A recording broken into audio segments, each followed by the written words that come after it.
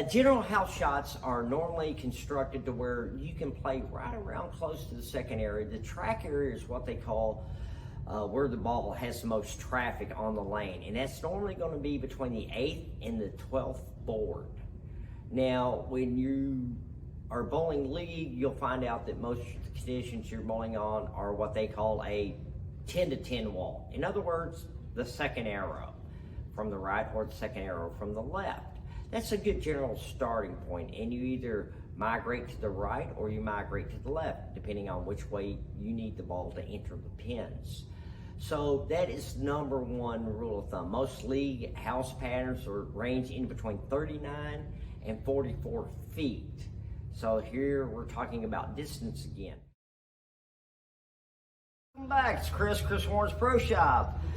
We're just going to kind of recap what we were talking about league patterns and house conditions. So basically, as I said, it's a 10 to 10 wall. Here we have Plano Super Bowl's lane pattern up here on the Specto. So what you can see is that we have a very high concentration of oil in the middle section of the lane. So, and you notice right around the second arrow, we have a little bit less concentration, and to the right of the second arrow we have less, and to the left of the second arrow on the left we have less oil concentrated. So when we kind of put where the track area is designed, you'll see that it actually goes along the thicker part of the oil line. That is what we call the track area. Some bowling centers are a little bit different than others, but generally the main ideal is somewhere roughly around this. It's not set in gold. It's just something. The 31 rule, everybody who knows about the 31 rule, which is the distance of the pattern minus 31 is where you should be exiting the pattern.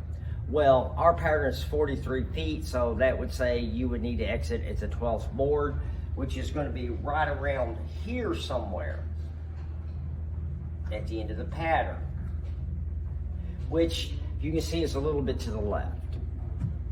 Well, so that rule is kind of just a rule of thumb to go by, not necessarily always true depending upon the amount of volume.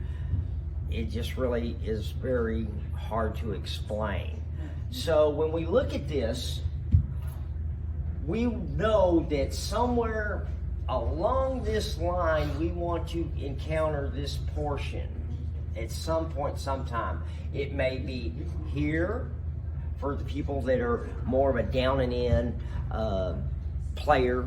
They call them up and at 'em. Your tweener players are probably going to want to hit around this area here, which each one of these lines is 5 feet.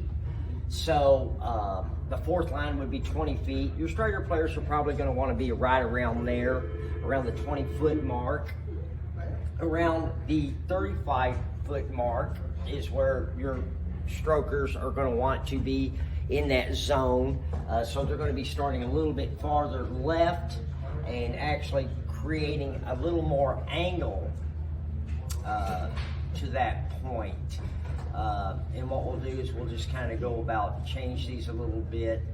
So at the arrows, they're probably going to want to be around 13. And you see how that just changes that a little bit, and you see that they are now clipping around the 35-foot mark, right around the same place that the straighter player was clipping right around the 20-foot mark. So then you have what we call the crankers, the high rev guys. Now this is going to be a little bit different because you're talking rotation, speed. So they're probably going to migrate just a little bit farther left than that, and they're probably going to go somewhere around the 16 at 15 feet. And so you see that they're clipping the edge down here a little bit farther. So they're actually catching a little more of the heavy concentration of oil than the straighter people that like to go down and in. They're going to be using more of the friction. So that in a nutshell is just kind of where you want to be. And of course you have area to the right down here because all this is just friction. So the ball is going to hit the friction, it's going to return back the direction that it's rotating. So if the ball is rotating to the left, the ball's going to go to the left. If the ball's rotating to the right, the ball's going to go to the right. Thank you very much.